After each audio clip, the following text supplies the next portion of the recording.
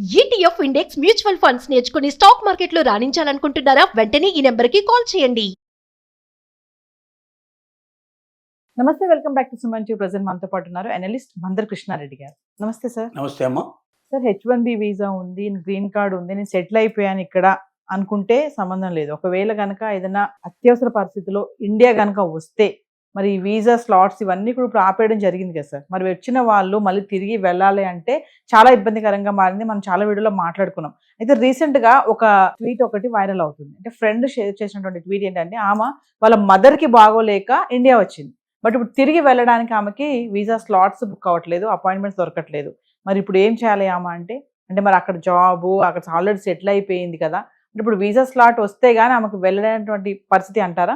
మనం చాలాసార్లు మాట్లాడుకున్న విషయం గురించి. ట్రంప్ రెండోసారి అధ్యక్షుడు అయిన తర్వాత ఎలక్షన్లో తను ప్రామిస్ చేసిన ప్రకారంగా అమెరికాలో ఉద్యోగాల్ని మ్యాక్సిమంగా అమెరికన్స్కే ఇస్తానని, వలసదారులందరినీ ఈ దేశం నుంచి పంపిస్తానని, ఎక్సెప్ట్ ఎవరైతే మహామేధావులు ఉన్నారో లేదా ఇన్వెస్ట్మెంట్తో ఇక్కడికి వచ్చిన వాళ్ళు ఉన్నారు, లేక వాళ్ళ వల్ల ఈ దేశంలో వెల్త్ క్రియేషన్ ఎక్కడైతే జరుగుతుందో ఇలాంటి వాళ్ళకు తప్ప ఇండియా నుంచి వచ్చి లేదా ఇతర దేశాల నుంచి వచ్చి అమెరికాలో డబ్బుల్ని వాళ్ళ దేశానికి పంపించుకోవాలనుకునే వాళ్ళు, అమెరికాలో ఏదో ఉద్యోగాలు చేసి పొట్టబోసుకోవాలనుకునే వాళ్ళు, ఇలాంటి వాళ్ళు మాకు అక్కర్లేదు అనేటువంటి ఒకటి. వీసా ప్రాసెసింగ్ అంతా మార్చిపారేస్తారు. H1B వీసా అనేది ఆటోమేటిక్గా రెన్యువల్ ప్రాసెస్ లేదు. ఖచ్చితంగా మళ్ళీ తిరిగి రెన్యువల్ కావాలంటే వాళ్ళు ఖచ్చితంగా అప్లై చేయాల్సింది. ఫీజు కూడా దానికి బాగా పెంచేయడం జరిగింది. అది మళ్ళీ సోషల్ మీడియా ఖాతాలన్నీ వాళ్ళకి ఇవ్వాల్సింది. ఇవన్నీ వెరిఫికేషన్ ప్రాసెస్ అంతా అయిన తర్వాత అప్పుడు ఒకవేళ H1B వీసా వస్తే వాళ్ళని పంపించడానికి అవకాశం ఉంది. అంటే దీంతో వడబోత కార్యక్రమం ప్రారంభం. ఫిల్టరైజేషన్. ఈ ఫిల్టరైజేషన్ జరుగుతున్న సమయంలోనే ఇంత స్పష్టంగా మరి అమెరికాలో ఉన్న తెలుగు వాళ్ళకి అంత ఇన్ఫర్మేషన్ ఇచ్చినా కూడా, భారతీయులకు ఇచ్చినా కూడా, ఒక లేడీ తన మదర్కు సీరియస్గా ఉందని ఆవిడ చూడడానికి ఇండియాకు వచ్చింది. సరే, ఆ తర్వాత ఆరోగ్యం చూసుకుంది, అంత అయిపోయింది. మళ్ళీ అమెరికాకు తిరిగి వెళ్ళాలనుకుంది. తను మరి వెళ్ళడానికి ఆన్లైన్లో అప్లై చేసి ప్రాసెసింగ్ లేదు, ప్రస్తుతానికి వెయిట్ చేయాల్సిందే, ఈ వంతు వచ్చేదాకా మీరు వెయిట్ చేయండి, మీరు ఇప్పుడు వెళ్ళడానికి అవకాశం లేదు అని ఆపేసి.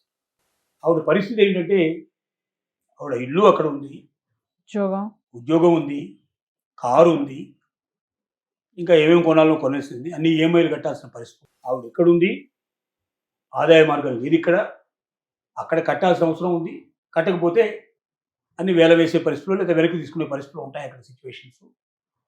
జీవితం కకావికలం అయిపోయింది, చీకటిమయమైపోయింది. అక్కడున్న ఫ్రెండ్స్కి ఇన్ఫర్మేషన్ ఇచ్చేసి అవన్నీ సేల్ చేసేసేయండి, ఏదైనా మిగిలితే నాకు పంపించండి, మళ్ళీ నాకు వీసా వస్తాను, లేకపోతే లేదు, వచ్చిన తర్వాత అన్నీ చూసుకుంటాను, ప్రస్తుతానికి మాత్రం అవకాశం లేదని చెప్పేసి తన ఇన్ఫర్మేషన్ ఇచ్చింది. కలీగు తన ఈ పనులన్నీ చూస్తున్నవాడు, తనకు సాయం చేస్తున్నవాడు ఈ ఇన్ఫర్మేషన్ అంతా కూడా సోషల్ మీడియాలో పెట్టాడు. ఇది మిగిలినటువంటి భారతీయులకు కానీ ఇతర దేశాల నుంచి వచ్చి అక్కడ స్థిరపడ్డ వాళ్ళకి కానీ, నాకు H1B వీసా ఉంది, ఆటోమేటిక్గా రెన్యువల్ అయిపోతుంది, నేను సెలవు పెట్టుకుని వెళ్ళైనా తిరిగి హాయిగా నేను రాగలను అనేటువంటి భ్రమలో బతకాల్సిన అవసరం లేదు. ఈవెన్ గ్రీన్ కార్డు హోల్డర్ను కూడా ఏ క్షణంలో అయినా సరే అమెరికా వారు ఆపేయడానికి అవకాశాలు ఉన్నాయి.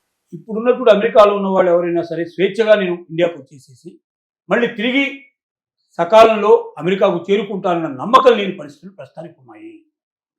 ఇది అర్థం చేసుకోవాలి.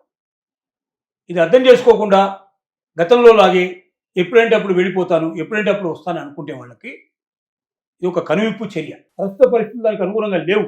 వడబోసి వీలైనంత తక్కువ మంది, ఎంతమందిని వీలైతే అంతమందిని వదిలించుకోవాలనే ఉద్దేశంలో ఉంది అమెరికా. ఇలాంటి పరిస్థితుల్లో ఇక్కడ ఎంత ఎమర్జెన్సీ ఉన్నా సరే రావాలా వద్దని 1-10 సార్లు ఆలోచించుకోవాలి. ఒకసారి వెళితే ఇండియా నుంచి తిరిగి నేను అమెరికా రాకపోయినా పర్లేదు అనే పరిస్థితిలో ఉంటే రావడం ప్రాబ్లం లేదు.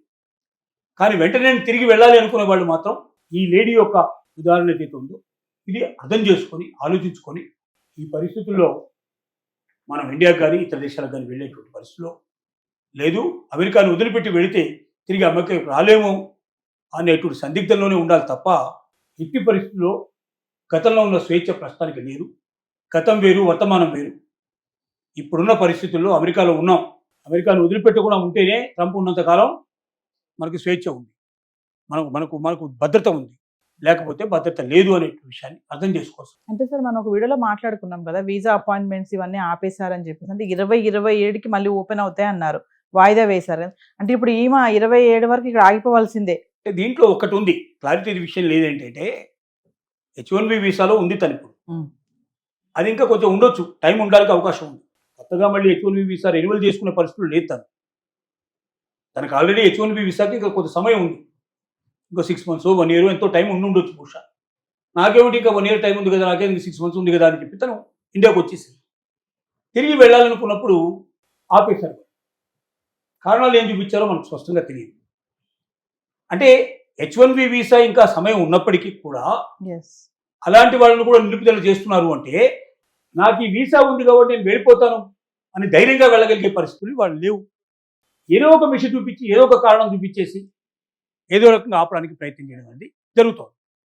ఇది మనం అర్థం చేసుకోవాల్సిన అవసరం ఉంది. అంటే ట్రంప్ ఎట్టకేలకి అన్ని విధాలా కూడా అలర్ట్ చేస్తున్నాడని అనుకోవచ్చు కదా సార్.